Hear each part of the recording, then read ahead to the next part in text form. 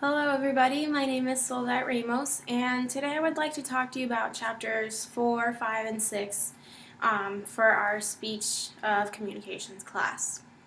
So in chapter 4, it talks about how language is used to express feelings and ideas and how we use it to make connections.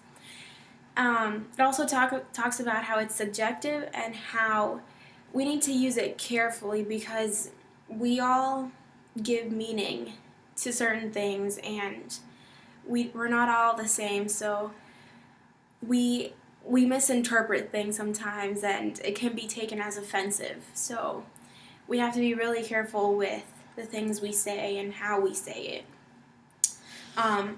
Language also has the power to create biases for everyone, and so an example of this would be if someone says the word doctor, people usually think of a male, and if someone says the word nurse, someone usually thinks of a female. So there's biases and there's also misinterpretations because we all have different meanings that we give to each word. Also, it's believed that if one cannot express one's ideas or words effectively, then it just shows that, I guess, you don't exactly have a lot of voice in your world. For example, if you're running for office, most people want to make sure that you're the right one for the job or the office, whatever it is that you're running for.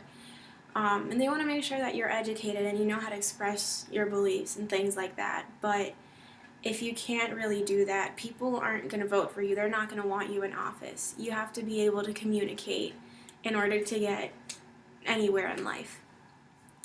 In chapter 5, it then talks about nonverbal communication and how that's important and how that's composed of gestures, posture, and appearance, and things like that.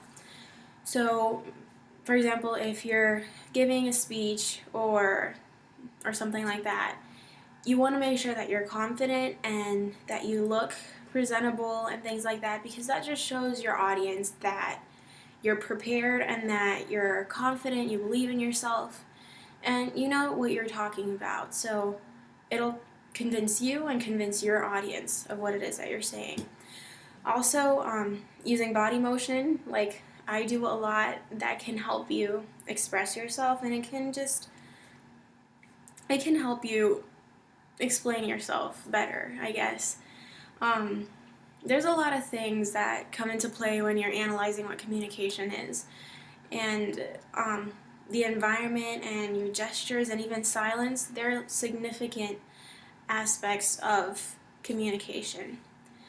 And then last but not least, in chapter 6, it talked about listening. So communication isn't just speaking. Half of that is listening and taking information in. We mainly listen just to obtain information. Listening, however, it can be very difficult because there's distractions everywhere. So, as I mentioned before, language can create biases.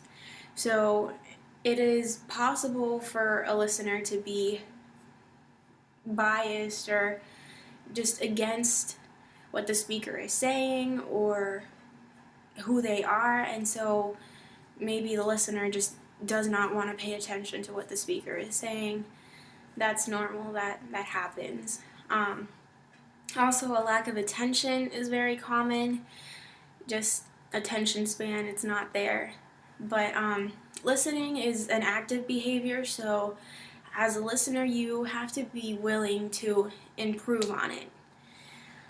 And in conclusion, communication is composed of language and symbols and gestures and listening as well. So it must be used carefully because in different places and cultures, everything means a different thing. And we have to be aware of that when you're trying to communicate.